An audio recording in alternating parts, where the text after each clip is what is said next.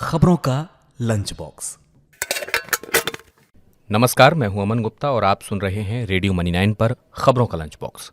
गो first की फिर से उड़ान शुरू करने की है तैयारी।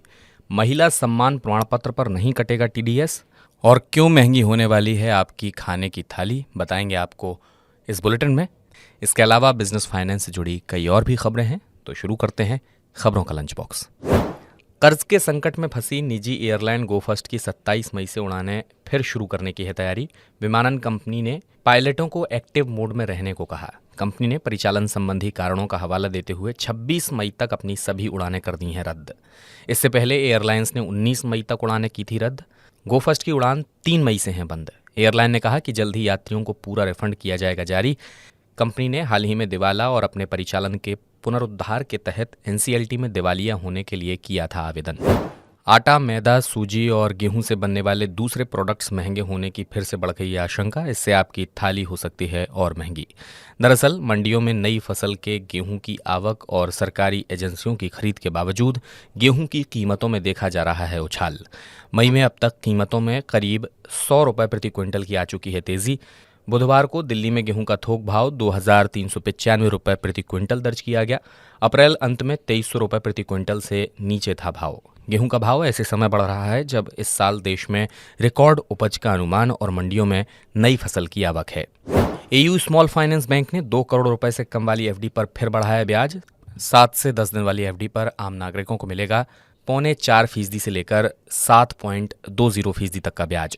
सीनियर सिटीजन्स को मिलेगा 4.25% से लेकर 7.70% का ब्याज। 24 महीना एक दिन से लेकर 36 महीने वाली एफडी पर बैंक दे रहा है अधिकतम 8% का ब्याज। नई ब्याज दरें 15 मई से होंगी लागू। निजी क्षेत्र के फेडरल बैंक ने सेविंग अकाउंट और एफडी पर बढ़ाई ब्याज दर। 17 मई को लागू हो चुकी हैं नई दरें। एफडी पर आम आदमी को मिलेगा 7.25% का ब्याज। वरिष्ठ नागरिकों को मिलेगा 0.5% ज्यादा रिटर्न।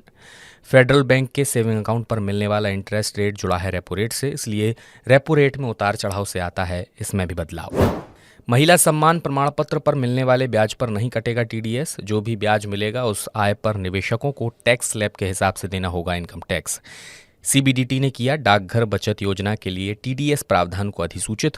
महिला सम्मान बचत प्रमाण पत्र पर मिलने वाला ब्याज एक वित्त वर्ष में अगर 40,000 रुपये से ज्यादा नहीं है तो नहीं कटेगा टीडीएस। महिला सम्मान योजना में जमा किए जा सकते हैं अधिकतम 2 लाख रुपए। योजना में निवेशकों को सालाना मिलेगा 7.5% की दर से ब्याज। व्हाट्सएप पर अंतर्राष्ट्रीय मोबाइल फोन नंबर से होने वाली धोखाधड़ी पर लगेगी लगाम। धोखाधड़ी में शामिल मोबाइल नंबर्स को निष्क्रिय करने पर सहमत हुआ व्हाट्सएप। सरकार के लिए उपभोक्ताओं की सुरक्षा है पहली प्राथमिकता। सरकार इस मामले में व्हाट्सएप के साथ लगातार बनी है संपर्क में। टेलीग्राम जैसे दूसरे मैसेजिंग प्लेटफॉर्म से सरकार कर रही है बातचीत। धोखाधड़ी में शामिल मोबाइल नंबर्स को किया जाएगा ब्लॉक। भारत में दिखने लगा है वैश्विक स्तर पर आर्थिक सुस्ती का असर। मैन्युफैक्चरिंग सेक्टर हो रहा है इससे प्रभावित। एक्सपोर्ट मांग घटने से देश के टेक्सटाइल एक्सपोर्ट हब में कम हुआ है काम। उत्तर प्रदेश के नोएडा और तमिलनाडु के त्रिपुर में टेक्सटाइल यूनिट्स ने जरूरत पड़ने पर ऑपरेशन बंद करने का किया फैसला। गुजरात टेक्सटाइल इंडस्ट्री में भी घटा उत्पादन। इससे टेक्सटाइल का निर्यात लक्ष्य हासिल करने में होगी मुश्किल। बीते साल भारत में बेहद अमीर लोगों की संख्या 7.5% घटी। अमीर लोगों की संख्या घटकर रह गई 12,069। नाइट फ्रैंक के मुताबिक 3 करोड़ डॉलर से ज्यादा संपत्ति वाले अमीर भारतीयों की संख्या 2022 में घटी। अमीर भारतीयों की संपत्ति ब्याज दरों में बढ़ोतरी और रुपए के कमजोर होने से हुई है प्रभावित। अगले साल में अमीरों की संख्या बढ़कर 19,119 होने की है उम्मीद। फिलहाल खबरों के लंच बॉक्स में बस इतना ही। बिजनेस और पर्सनल फाइनेंस से जुड़े हर अपडेट के लिए आप रेडियो मनी 9 सुनते रहिए। डाउनलोड कर लीजिए मनी 9 का मोबाइल ऐप। मैं हूं अमन गुप्ता, चलता हूं, नमस्कार। खबरों का लंच बॉक्स।